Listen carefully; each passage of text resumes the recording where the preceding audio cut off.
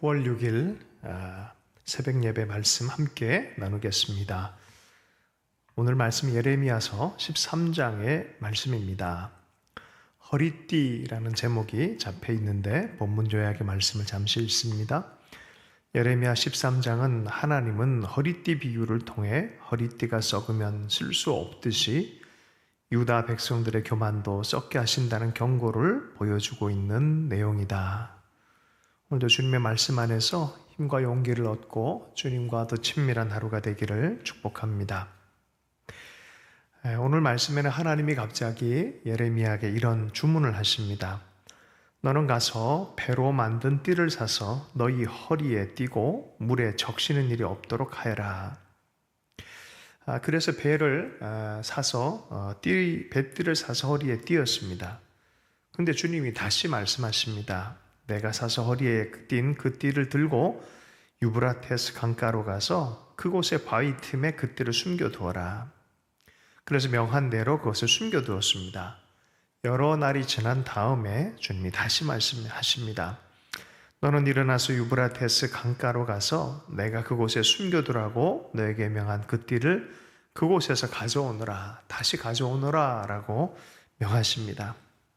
그래서 그 띠를 가서 그 띠를 꺼내 보니 그 띠는 썩어서 전혀 쓸모가 없이 되어 있었습니다. 주님이 그때 말씀하십니다. 나 주가 말한다. 내가 유다의 교만과 예루살렘의 큰 교만을 이렇게 썩게 하겠다.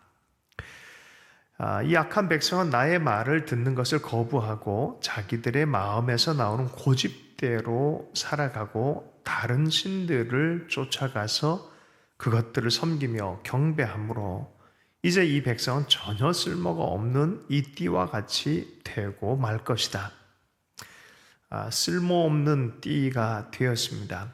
고집부리고 하나님 앞에 교만하였고 순복하지 않는 예배의 대상 자체가 자기 속에 있는 욕심을 따라 우상 숭배의 길을 걷는 예루살렘과 유다의 교만에 대한 이야기를 이런 행동 예언을 통해서 보여주고 있습니다. 띠가 사람의 허리에서 동여지듯이 내가 이스라엘의 온 백성과 유다의 온 백성을 나에게 단단히 동여매어서 그들이 내 백성이 되게 하고 내 이름을 빛나게 하고 나를 찬양하게 하고 나에게 영광을 돌릴 수 있게 하였으나 그들은 듣지 않았다. 그렇죠. 허리띠를 띠면서 아름다운 그런 모습들, 또 하나님의 영광을 돌리는, 또 하나님과 하나된 모습들 찬양하고 영광을 돌리는 경배 드리는 그런 백성으로 의도했지만 그런 띠로는 쓸 수가 없는 그런 교만한 백성이 되었다라고 하나님의 진단이 떨어졌습니다.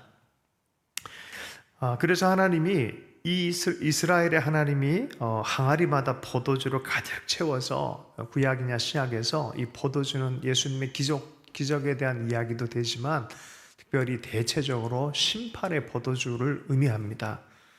모든 사람이 다 취하게 해서 다윗의 왕위에 앉은 왕들, 제사장, 예언자들, 주민들 다 잔뜩 술에 취하게 해서 서로가 서로를 부딪혀서 깨지게 하겠다. 아버지 자녀도 그렇게 하겠다라고 말합니다. 사정없이 멸망하게 하겠다는 것이 하나님의 경고입니다. 그러한 일들이 일어나기 전에 하나님께서는 마지막 경고를 하는 장면이 오늘의 장면입니다. 오늘 주제 말씀인데요. 15절부터 16절까지 함께 읽어보겠습니다. 주님께서 말씀하셨으니 너희는 들어라. 그리고 귀를 기울여라. 교만하지 말아라. 너희는 주님께서 나를 어두워지게 하시기 전에 너희가 어두운 산 속에서 실족하기 전에 주 너희 하나님께 영광을 돌려라. 그때에는 너희가 빛을 고대해도 주님은 빛을 어둠과 흑암으로 바꾸어 놓으실 것이다. 어두워지기 전에, 실족하기 전에, 멸망하기 전에, 끌려가기 전에, 망하기 전에 너는 듣는 귀를 열어라. 교만하지 말아라. listening ear, listening mind. 듣는 마음이 너무너무 중요합니다. 성경에서 모든 위기의 이야기들 중에 하나님께 듣는 마음과 귀가 열려진 사람들은 또 새 길이 납니다. 또 하나님이 구원하시는 것을 경험을 합니다. 사도 바울이 유로굴러 풍랑을 만난 그 배에 276명의 승선한 사람들과 로마행을 할 때 가지 말아라 가지 말아라 했는데 기어코 선장이 갑니다. 무너지고 깨지고 터집니다. 그런데 그 배에 같이 탔던 사도 바울이 하나님께 물어봅니다. 하나님께로부터 음성이 떨어집니다. 천사가 말합니다. 너와 승선한 사람들은 무사할 것이다. 너는 반드시 로마에 또 가서 해야 될 일이 있다라고 격려해 줍니다. 그 하나님의 말씀이 떨어지자마자 그 사로잡혀서 노예처럼 혹은 이 죄인처럼 끌려가는 바울이 도리어 그 배의 영적 선장이 되어집니다. 많은 사람을 위로하는 지도력을 발휘합니다. 말씀의 지도력입니다. 어디서부터 왔습니까? 듣는 마음으로부터 온 것입니다. 하나님께 듣기를 축복합니다. 자행자제하고 고집 부리려서는 들을 수가 없습니다. 언더우드가 한국에 처음 들어왔을 때 하나님 이 민족의 이 마음을 좀 듣기를 원하고 마음을 알기를 원합니다라는 그런 마음으로 참 이들 우리 가운데 거하면서 또 이 민족의 운명과 함께하면서 어떻게든지 품어 안고 복음을 전하려고 굉장히 애썼습니다.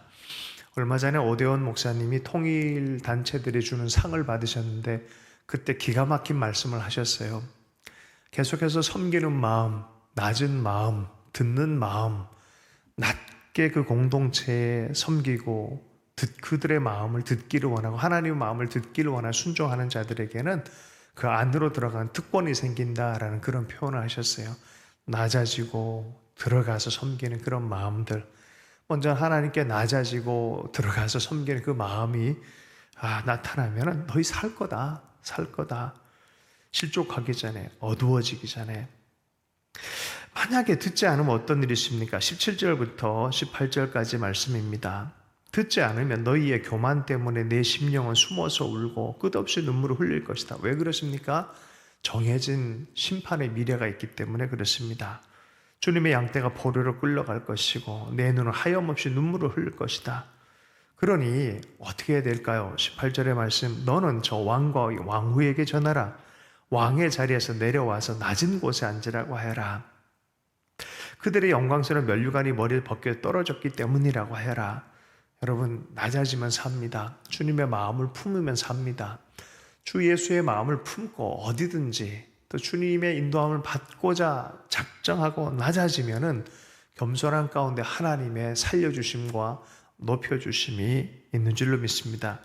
그러나 반대로 계속해서 교만해지면 하나님 도우시는 하나님마저도 외면하고 그 음성마저도 들리지 않고 자기 목소리만 커지는 인생이 된다면 그건 하나님께서 어쩔 수 없이 심판의 말씀의 법을 따라, 영적인 법을 따라 그 끝에 대해서 하나님 심판하실 수밖에 없다라고 말씀하는 것이죠. 그러니까 눈을 좀 뜨고 이런 상황을 한번 보아라라고 말합니다. 예루살렘의 운명, 네가 기른 자들이 공격을 받고 예루살렘 너를 향해서 치고박는 그런 일들이 생긴다면 예루살렘 네가 얼마나 아프겠느냐 라는 그런 안타까운 마음을, 주님의 마음을 대비해서 이러한 얘기를 해갑니다. 너는 해산하는 여인처럼 온갖 진통에 사로잡히지 않겠느냐? 그때 나는 어찌하여 내가 이런 신세가 되었는가? 라고 물을 것이다. 수치를 당하는 시즌입니다. 그러면서 주님이 마지막 최후의 경고를 하시는 비유가 이런 비유입니다. 에티오피아 사람이 자기 피부 색깔을 바꿀 수 있겠냐? 흑인이 자기 피부를 바꿀 수 있겠느냐? 표범이 자기의 반점들을 다르게 바꿀 수 있겠느냐?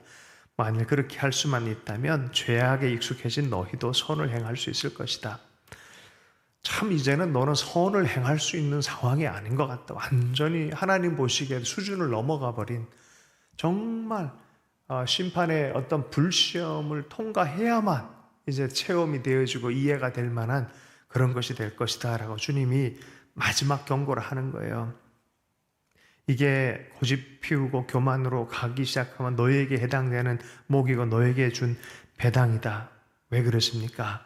너는 나를 잊어버리고 헛된 것을 믿었기 때문이다 라고 25절의 말씀에서 말합니다. 너는 음란하게 우상 숭배했다. 죄악을 저지르면서 세상의 낙을 쫓아서 갔고 내 얼굴을 구하고 내 영광을 구하지 않았고 하나님 나라를 먼저 생각하지 않았다. 부정한 예루살렘아, 너에게 화가 미칠 것이다. 언제까지 내가 그렇게 지내려느냐.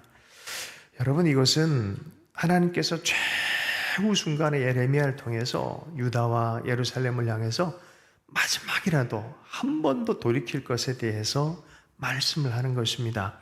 다시 기억하고 다시 겸손하고 다시 하나님 앞에 머물 수 있다면 최악의 것은 막을 수 있습니다. 주님 십자가를 바라보는 이유가 무엇입니까?